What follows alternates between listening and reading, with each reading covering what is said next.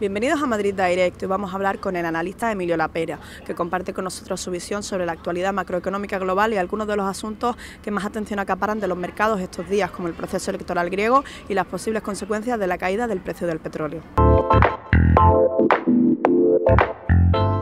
Emilio Lapera, muchas gracias por atendernos. Gracias a vosotros.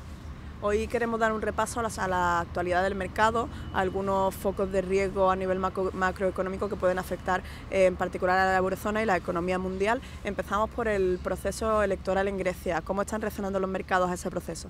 Bueno, en Grecia tenemos una situación complicada, ¿no? Tenemos un partido político llamado Syriza, que para que nos entendamos es un poco el Podemos de Grecia, y entre su programa político, sus medidas, pues tiene entre ellas el impago de la deuda, y esto al mercado realmente no le sienta bien.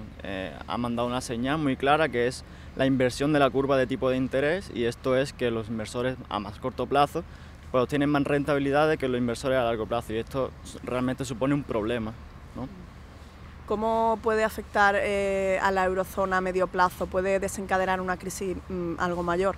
Bueno, de Grecia ya lo tenemos arrastrado hace varios años, ¿no? Y en un futuro esto de Grecia, pues realmente donde más afectaría es a los países periféricos como España, Italia, Portugal. Yo creo que el BCE debería tomar medidas consecuentes aquí y poner más presión para que se lleven medidas estructurales en Grecia, ¿no?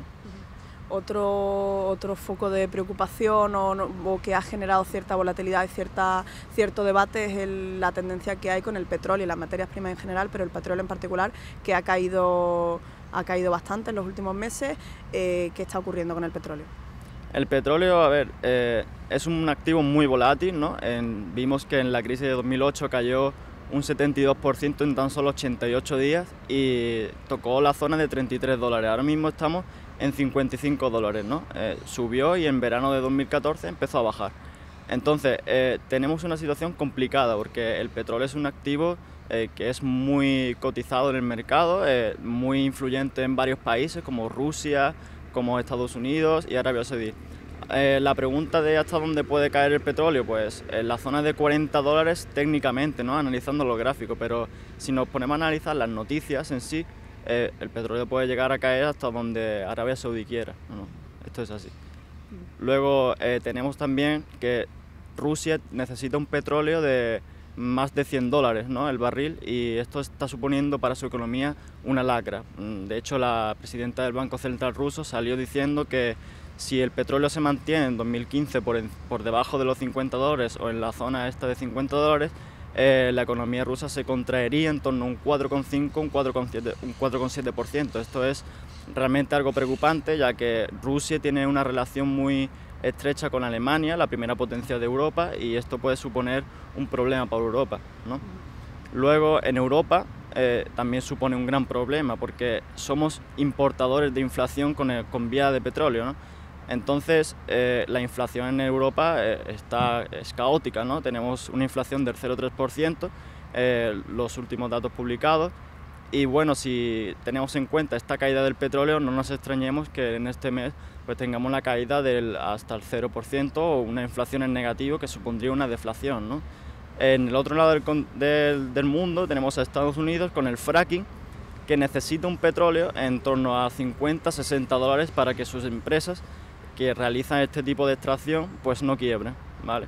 Entonces, Arabia Saudí lo que está provocando es un shock de oferta. Es cierto que la demanda ha caído un poco, pero el problema del petróleo es un shock de oferta por parte de Arabia Saudí, que lo que pretende básicamente es eliminar la competencia de Estados Unidos y a Rusia, perjudicarle por sus intereses en Ucrania, etcétera, etcétera, ¿no? Entonces, es un poco el tema del petróleo.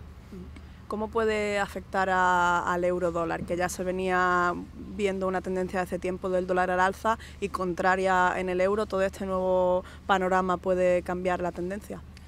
Bueno, yo creo que tenemos más razones para que el eurodólar baje que para que suba, ¿no? Es cierto que el petróleo, esta caída prolongada ha hecho que rebote un poco el eurodólar, ¿no? Pero al fin y al cabo tenemos más motivos para que este cruce en concreto baje que para que suba. De hecho, con la ampliación del programa cuantitativo, pues podríamos tener que el eurodólar perfectamente siga su tendencia bajista, y es lo que necesitamos ahora mismo en Europa, que el eurodólar baje.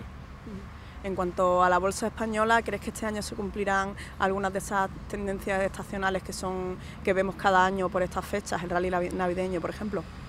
Bueno, el rally navideño es algo que este año se nos ha atragantado un poco, ¿no? Empezamos diciembre, un mes complicado, el último mes del año en positivo, ¿no? La segunda semana fue un poco más complicada, estalló lo de Grecia, estalló lo de Rusia, que si el QE se llevaba a cabo o no, salió Draghi, entonces el mercado esto se lo tomó mal. Y yo siempre lo miro en términos de sobreventa y sobrecompra, ¿no?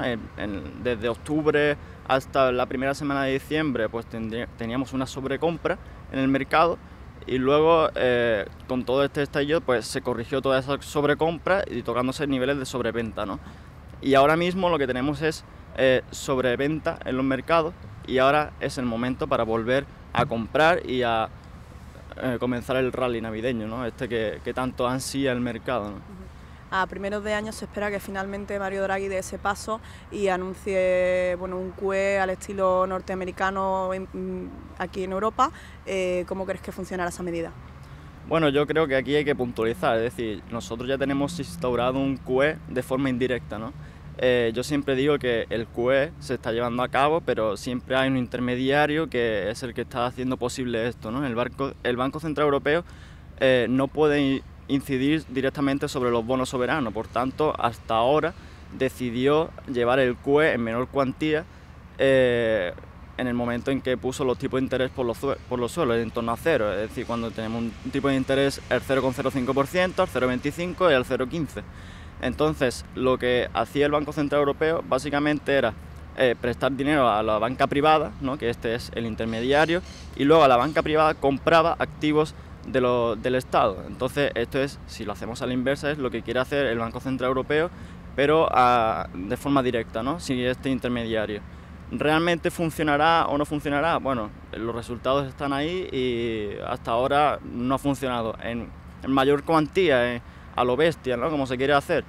Pues realmente yo creo que no funcionaría. El QE necesita para que funcione que los tipos de interés estén muy bajos, ese es uno de los objetivos, y otro de los objetivos es aumentar la inflación. Bueno, el de aumentar la inflación es muy fácil, le da máquinas de billetes y ya está, ¿no? Luego, el problema de los tipos de interés, actualmente tenemos unos tipos de interés por los suelos, el Bund alemán está tocando mínimos, el bono español también. El único más que se sale de lo común es el de Grecia, que está muy alto y bueno, es una lacra para Europa, pero los demás países realmente no le hace falta un QE, ¿no? Y no es por nada, sino es porque realmente el dinero no llega a donde debería llegar, que es a la economía real, a la creación de empresas, a favorecer que tengamos economía que realmente en Europa pues nos la hemos cargado, ¿no? Emilio Lapeyra, muchas gracias. Nada, a vosotros. Muchas gracias a Emilio Lapeyra por atendernos. A ustedes les despedimos hasta la próxima edición de Madrid Direct aquí en Tu Casco PTV.